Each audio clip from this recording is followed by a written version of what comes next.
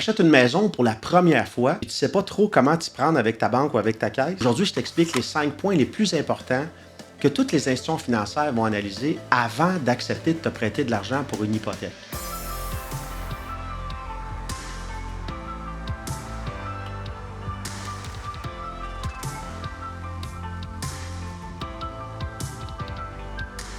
Bonjour, je m'appelle Frédéric Lebel, courtier hypothécaire agréable. J'œuvre dans le domaine financier depuis plus de 15 ans maintenant. Je dis toujours à mes clients que les 5 points suivants, c'est comme les 5 branches d'un arbre. Plus que les branches sont fortes, plus que l'arbre tient bon, plus que le dossier a des chances d'être approuvé.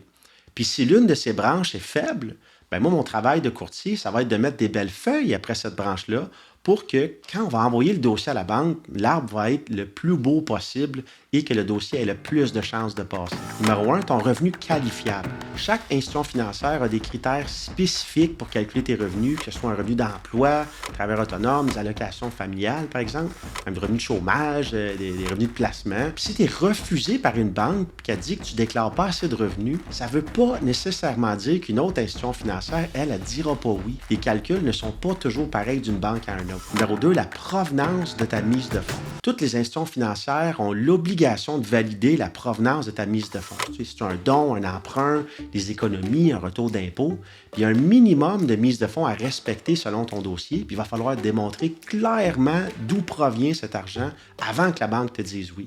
Le risque pour une banque est différent, tout dépendant de la provenance de ta mise de fonds. Tes ratios d'endettement.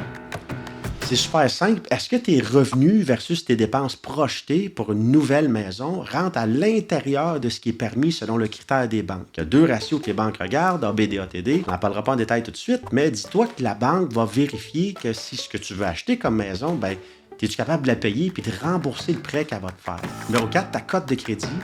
C'est le point le plus important. Tout le reste peut être super beau, mais si tu as 22 retards sur tes cartes puis tu dépasses ta limite de crédit sur chacune de ces cartes-là, je dis qu'il y a de fortes chances que les banques ne veulent pas prêter malgré tous les arguments qu'on va leur fournir. Une banque veut regarder ton historique complet, puis si tu démontres une bonne discipline dans tes engagements mensuels, ben ta cote de crédit devrait être bonne normalement, puis ça ne devrait pas nécessairement être un enjeu. Numéro 5, la qualité de la maison que tu achètes. Je dis toujours à la blague à mes clients, tout le reste de ton dossier peut être super beau, mais si tu achètes une grange qui est en train de tomber à terre dans un champ, la banque, elle ne voudra pas te financer parce qu'elle se dit que si tu arrêtes de faire tes paiements, elle ne sera pas capable de la revendre au cas où qu'elle la reprenne. Donc, c'est important de démontrer que tu achètes une maison à l'ordre. Puis s'il y a des choses qui sont brisées à l'intérieur de la maison que tu as achetée, ben, c'est important de peut-être revenir avec un point en achat-rénovation, par exemple.